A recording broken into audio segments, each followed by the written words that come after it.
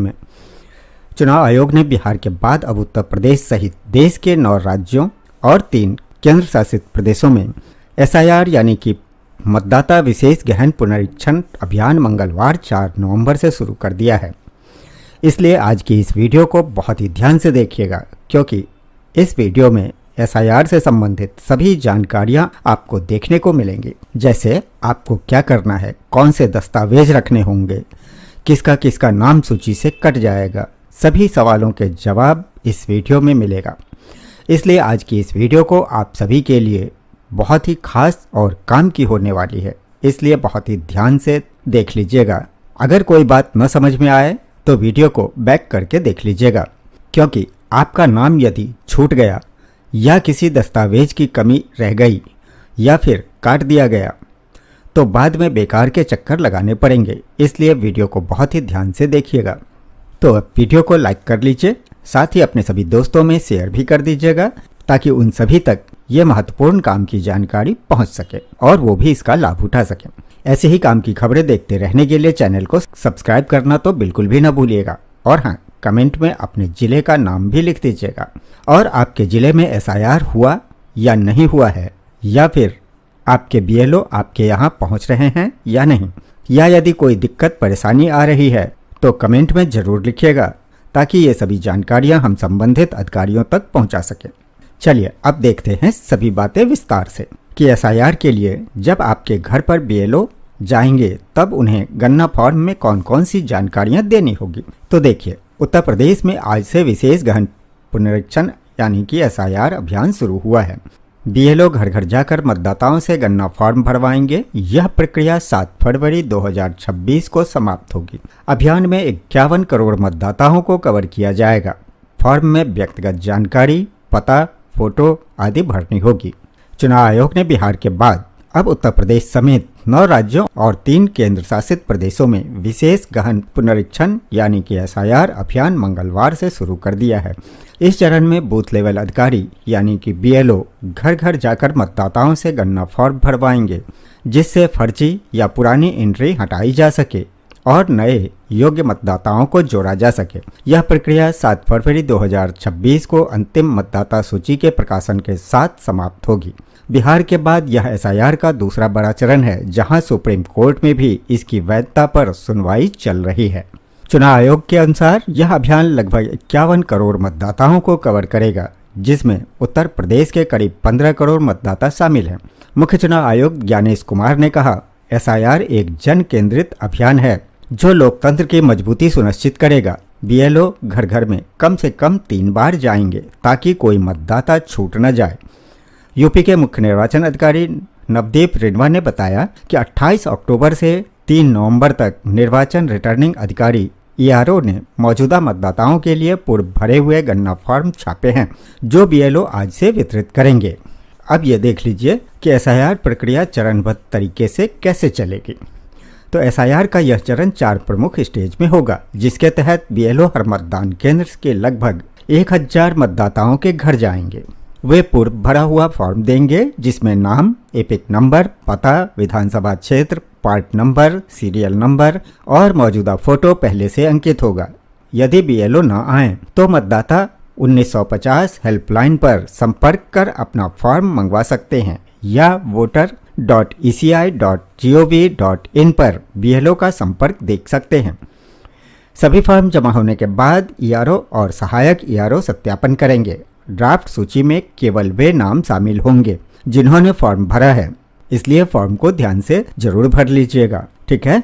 जिनका नाम सूची में न हो, उनके लिए पंचायत भवन या स्थानीय निकाय कार्यालय पर सूची चस्पा की जाएगी, जिसमें नाम न आने का कारण भी बताया जाएगा।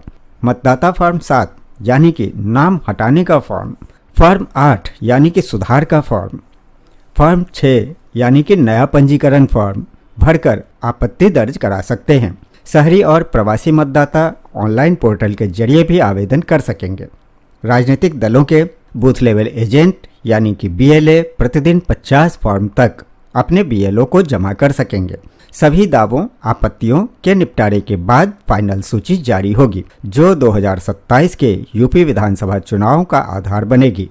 अब ये देख लीजिए बीएलए या बीएलओ द्वारा दिए गए फॉर्म में क्या क्या जानकारी आपको भरनी होगी। तो यहाँ आपकी सुविधा के लिए बता दें कि गणना फॉर्म बहुत ही सरल है, लेकिन सटीकता बहुत जरूरी है।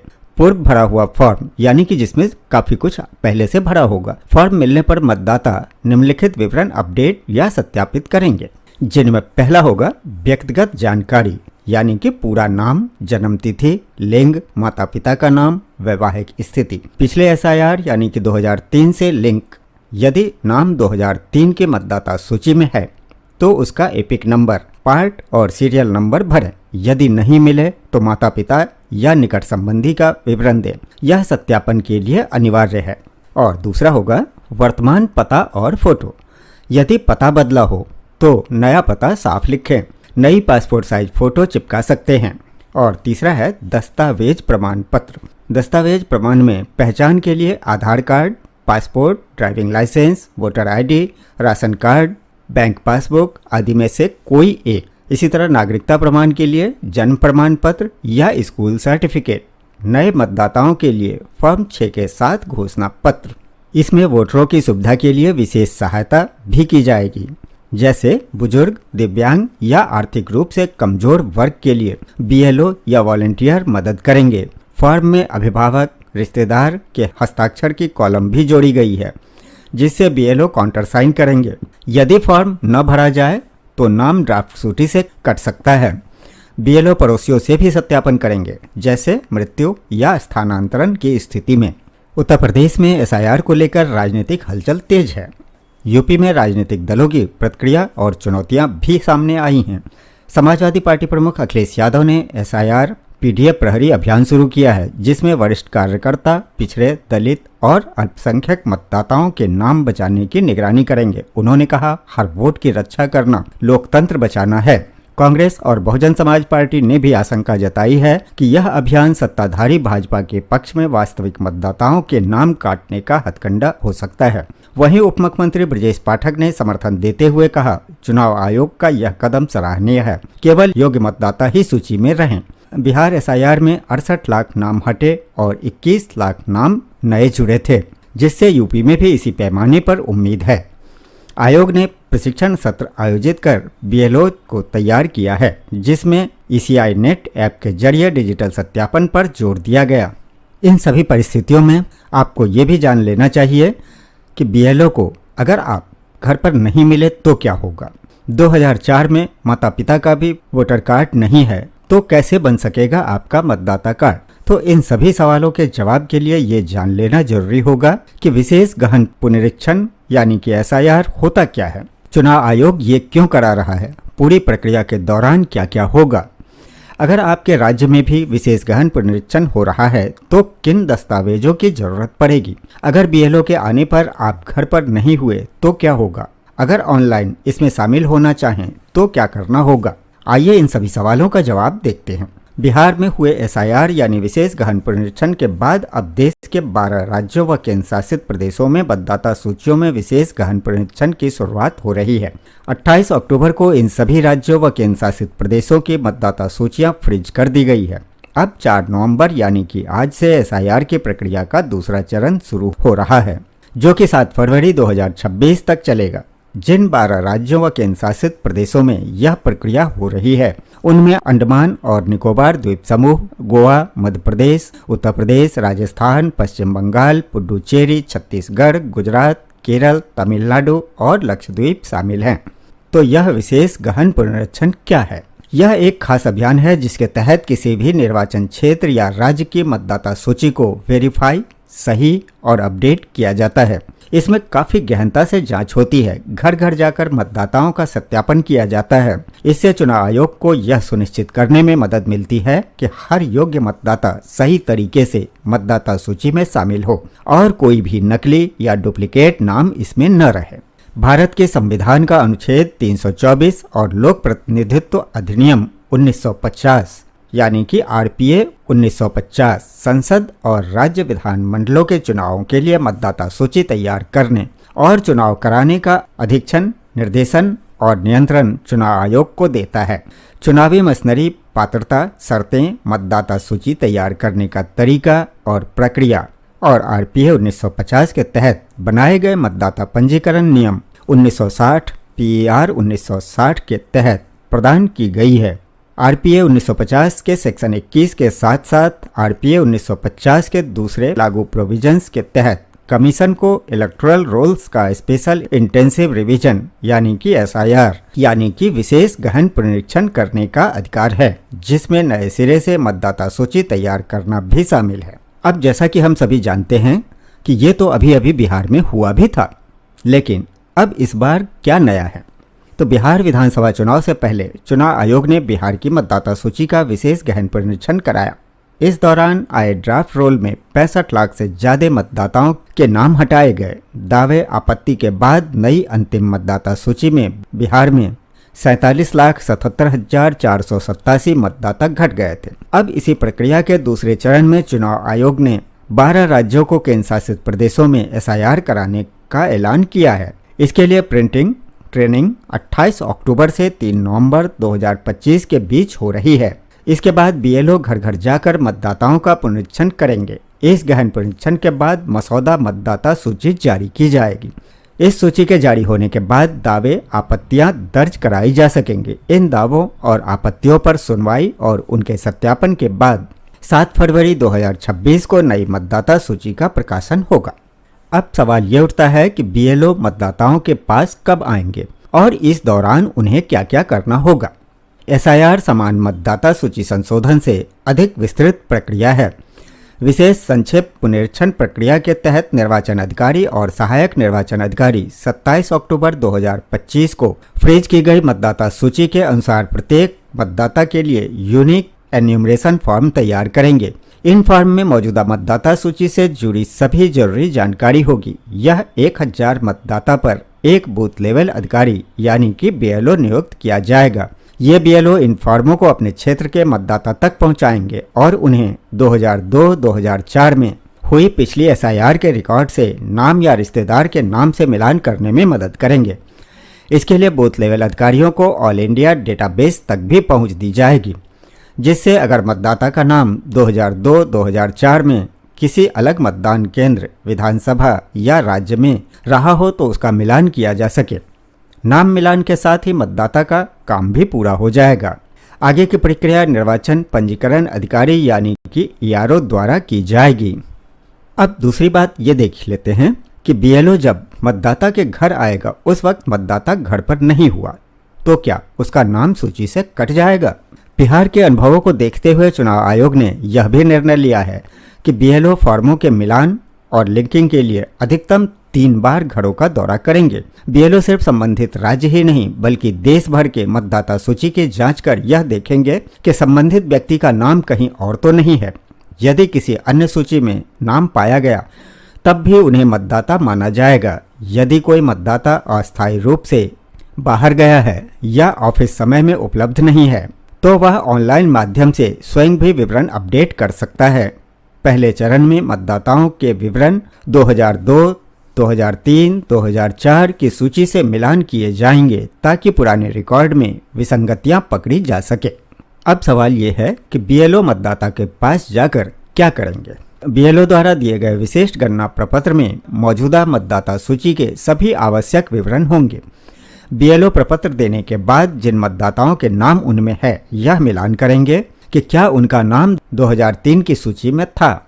यदि हाँ तो उन्हें कोई अतिरिक्त दस्तावेज प्रस्तुत करने की जरूरत नहीं होगी। अगर मतदाता का नाम उसमें नहीं है बल्कि उनके माता पिता के नाम सूची में थे तो भी उन्हें कोई अतिरिक्त दस्तावेज पेश करने की जरूरत नहीं होगी। 2002 से 2004 तक की एसआईआर मतदाता सूची voters.eci.gov.in पर उपलब्ध होगी। मतदाता खुद भी इसका मिलान कर सकेंगे। जिनके नाम इनमें नहीं होंगे उन्हें पहचान, जन्म और निवास के दस्तावेज देने होंगे। अब ये भी देख लीजिए कि जिन्हें दस्तावेज दिखाने की जरूरत पड़ेगी उन्हें कौन कौन से दस्तावेज रखने होंगे।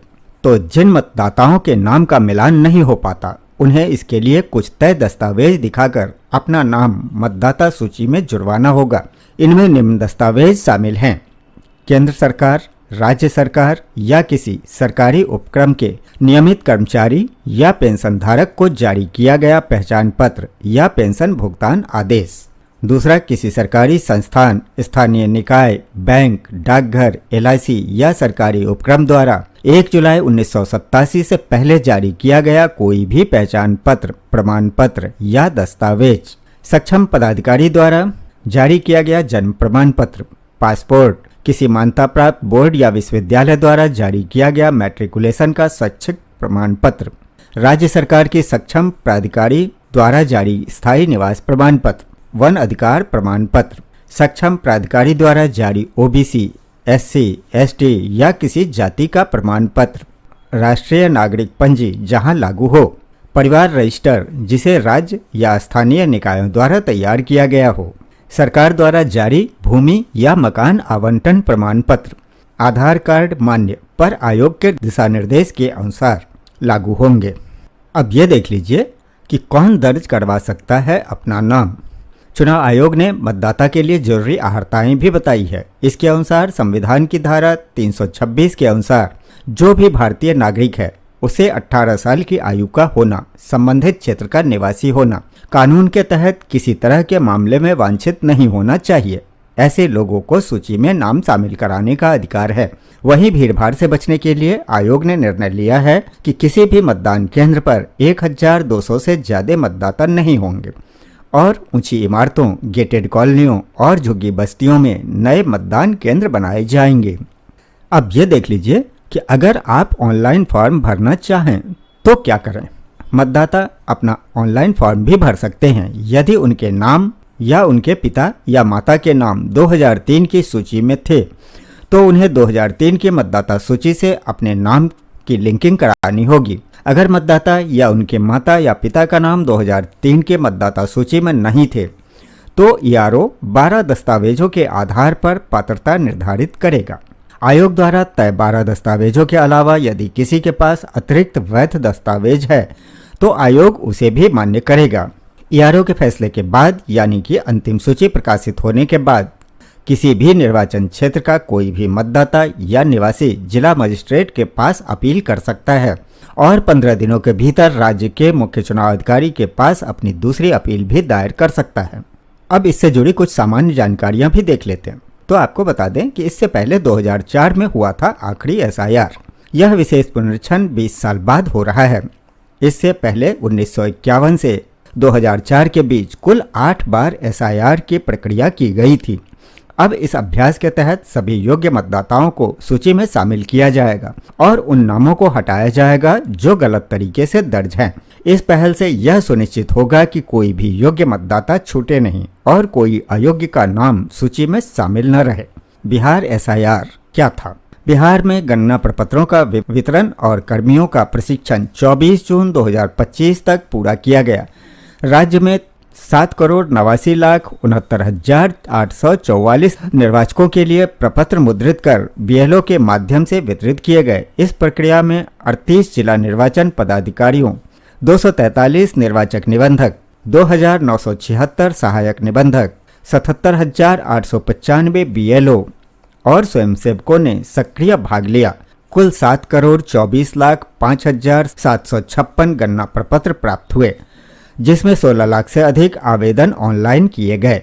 दावा आपत्तियों के बाद निर्वाचन अधिकारियों ने सुनवाई कर केवल उचित निर्णय लेने के बाद ही किसी मतदाता का नाम हटाया। इस पूरी प्रक्रिया के बाद 30 सितंबर 2025 को बिहार राज्य की अंतिम निर्वाचक सूची जारी की गई। अंतिम सूची के अनुसार बिहार में कुल 7,41,92,357 मतदाता हैं। इनमें पुरुष मतदाता 3,92,07,804 हैं। महिला मतदाता 3,49,82,828 हैं और थर्ड जेंडर 1,725 हैं। विशेष श्रेणियों में 85 वर्ष और उससे ऊपर आयु वर्ग के मतदाता 4,03,985 हैं। 18 से 19 वर्ष के युवा मतदाता 14,01,150 हैं और दिव्यांग मतदाता 7,20,709 हैं। चलिए, ये सभी तो थी कुछ बड़ी बड़ी जानकारियां। अब कुछ छोटी मगर सामान्य बातें भी देख लेते हैं। देश के 12 राज्यों और केंद्र शासित प्रदेशों में मतदाता सूचियों का विशेष गहन पुनरीक्षण यानी कि एसआईआर मंगलवार से शुरू हुआ, जो कि 4 दिसंबर तक चलेगा। चुनाव आयोग 9 दिसंबर को मसौदा सूची और 7 फरवरी 2026 को अंतिम सूची जारी करेगा। उत्तर प्रदेश, मध्य प्रदेश, पश्चिम बंगाल, तमिलनाडु समेत कुल 51 करोड़ मतदाता शामिल होंगे। असम में प्रक्रिया सुप्रीम कोर्ट की निगरानी में अलग से होगी। 12 राज्यों और केंद्र शासित प्रदेशों में मतदाता सूचियों का विशेष गहन पुनरीक्षण एसआईआर मंगलवार से शुरू होगा। इसमें 9 राज्य जबकि 3 केंद्र शासित प्रदेश हैं। एसआईआर 4 तारीख को गणना चरण के साथ शुरू होगा और 4 दिसंबर तक चलेगा। चुनाव आयोग 9 दिसंबर से मसौदा सूची जारी करेगा और अंतिम मतदाता सूची 7 फरवरी 2026 को प्रकाशित की जाएगी। बिहार के बाद यह एसआईआर का दूसरा दौर है। उत्तर प्रदेश, मध्य प्रदेश, पश्चिम बंगाल, तमिलनाडु, केरल, छत्तीसगढ़, गोवा, राजस्थान, गुजरात, अंडमान और निकोबार द्वीप समूह, लक्षद्वीप और पुडुचेरी में से 4 तमिलनाडु, पुडुचेरी, केरल व पश्चिम बंगाल में अगले साल मार्च से मई के बीच विधानसभा चुनाव भी होने हैं। बाकी में भी 2 से 3 वर्षों में चुनाव होंगे। इन सभी में कुल 51 करोड़ मतदाता हैं। इन सब के अलावा असम में अलग से होगी घोषणा। एक अन्य राज्य असम में भी मार्च अप्रैल में चुनाव होने वाले हैं, लेकिन वहां मतदाता सूची के संशोधन की घोषणा अलग से की जाएगी, क्योंकि राज्य में नागरिकता सत्यापन के लिए सर्वोच्च न्यायालय की निगरानी में प्रक्रिया चल रही है। साथ ही नागरिकता अधिनियम का एक प्रावधान असम पर लागू था। मुख्य चुनाव आयुक्त ज्ञानेश कुमार ने एसआईआर के इस चरण की घोषणा करते हुए कहा था, नागरिकता अधिनियम के तहत असम में नागरिकता के लिए अलग प्रावधान है। इस बीच तमिलनाडु में एसआईआर के खिलाफ सत्तारूढ़ द्रमुक ने सुप्रीम कोर्ट का रुख किया है। द्रमुक ने फैसले को चुनौती देते हुए इस प्रक्रिया को असंवैधानिक, मनमाना और लोकतांत्रिक अधिकारों के लिए खतरा बताया। द्रमुक के संगठन सचिव आरएस भारती की ओर से दायर याचिका में राज्य में एसआईआर के लिए चुनाव आयोग के 27 अक्टूबर की अधिसूचना को रद्द करने की मांग की गई है। इसे संविधान के अनुच्छेद 14, 19 और 21 यानी समानता का अधिकार, अभिव्यक्ति की स्वतंत्रता और जीवन के अधिकार समेत अन्य प्रावधानों, जन प्रतिनिधित्व अधिनियम और 1960 के मतदाता पंजीकरण नियमों का उल्लंघन बताया गया है। याचिका पर इसी सप्ताह सुनवाई होने की संभावना है। तो ये थे एसआईआर से संबंधित संपूर्ण जानकारी और विवरण। यदि वीडियो पसंद आया हो तो लाइक करिएगा, साथ ही अपने सभी दोस्तों में शेयर भी कर दीजिएगा ताकि उन तक भी ये जानकारियां पहुंच सके। चैनल पर यदि पहली बार हैं तो चैनल को सब्सक्राइब कर लीजिएगा। साथ ही कमेंट बॉक्स में अपने जिले, राज्य का नाम जरूर लिखिएगा। यदि कोई आपकी समस्या आ रही हो तो वो भी लिखिएगा। फिर मिलते हैं ऐसी ही एक और वीडियो में, तब तक के लिए